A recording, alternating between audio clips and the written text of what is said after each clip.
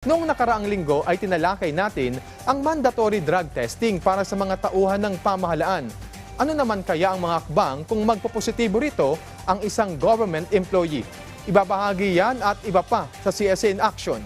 Narito po.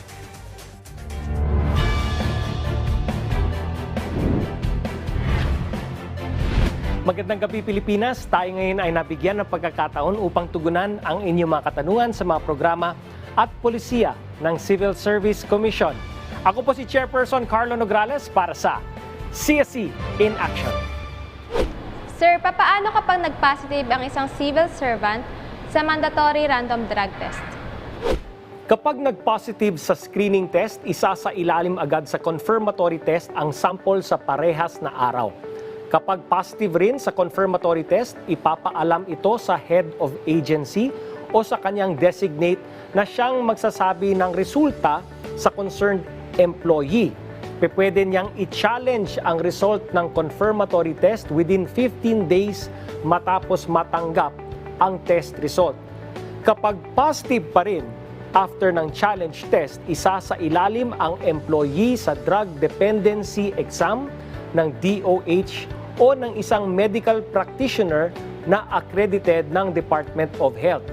I-assess kung ang employee ay experimenter, occasional user, o chronic user o drug dependent.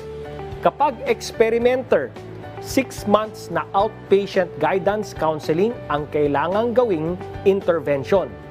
Kapag occasional user naman, parehas na guidance counseling at monthly drug test for 6 months at sasagutin ito ng empleyado.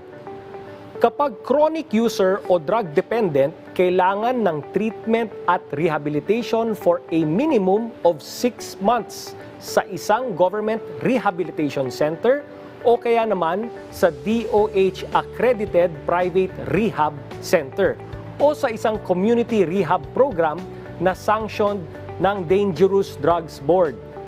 Para sa experimenter, i-charge sa leave credits ng empleyado ang oras ng kanyang ginugol para sa guidance counseling.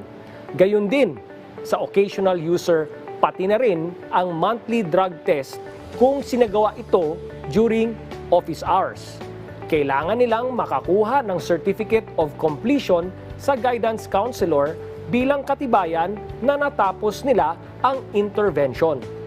Para naman sa chronic user o drug dependent, siya dapat ang magpo-process ng kanyang admission sa rehab center.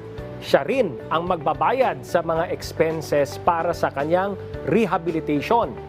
Ang empleyado ay considered on sick leave sa buong duration ng rehab program.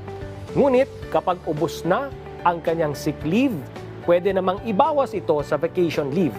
Kapag nagamit na niya lahat ng leave credits niya, ang kanyang absence ay ituturing na leave without pay na.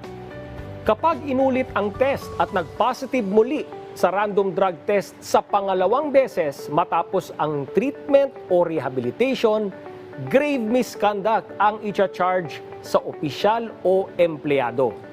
Ang aking mga nabanggit ay para sa mga empleyado na sakop ng CSC Memorandum Circular No. 13 Series of 2017 o ang guidelines in the mandatory random drug test for public officials and employees and for other purposes. May iba namang sanctions para sa mga officers at members ng military, police at iba pang law enforcement agencies ayon sa DDB Regulation No. 13 Series of 2018. Ayon sa nasabing DDB regulation, kapag nag-positive sa paggamit ng droga ang isang personnel pagkatapos ng confirmatory test, siya ay sasailalim sa disciplinary o administrative proceeding na may kasamang imposable penalty of dismissal from service. Hindi po applicable ang pagsasailalim sa treatment at rehabilitation program ng DOH sa pagkakataong ito.